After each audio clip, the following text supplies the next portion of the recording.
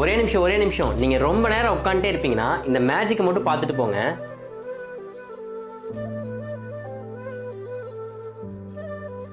இதுல என்னடா மேஜிக் இருக்கு, தண்ணி கீழே இருந்து மேல போகுதுன்னு சொன்னீங்கன்னா, நார்மலா மேல இருந்து தண்ணி கீழே ஊத்துச்சுன்னா அது கிராவிட்டி. அதுவே கீழே இருந்து தண்ணி மேல போச்சுன்னா அது புவி ஈர்ப்பு சக்திக்கு அகைன்ஸ்டா போகுது.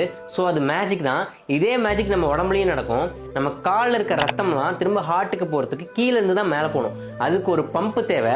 அந்த பம்ப் தான் உங்க காலில் இருக்கிற காஃப் மசில்ஸ். நீங்க ஐடி மாதிரி ஜாப்ல ரொம்ப நேரம் உட்காந்துட்டே இருக்கிறப்போ உங்களோட காஃப் மசில் சுத்தமா கான்ட்ராக்டே ஆகாது. அப்போ உங்க காலில் இருக்க பிளட் எல்லாம் மேலே போக முடியாம கீழேயே தங்க ஆரம்பிச்சிடும். இது சின்ன வயசுல இருக்கப்போ பெருசா தெரியவே தெரியாது. பட் வயசாக உங்களோட காலில் இருக்க ரத்த குழாயெல்லாம் வீக் ஆகி இந்த மாதிரி வீங்க ஆரம்பிச்சிடும். இதுக்கு பேர் தான் கிரானிக் வீனஸ் இன்சஃபிஷியன்சி.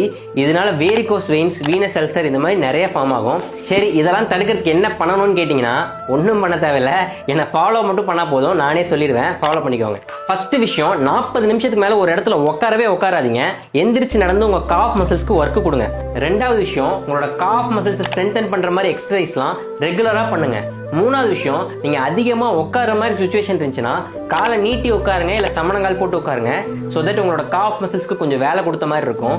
எப்போ பார்த்தாலும் உட்காந்த இடத்த விட்டு எந்திரிக்காத உங்கள் ஃப்ரெண்டுக்கு இந்த வீடியோ ஷேர் பண்ணிடுங்க. பாய்.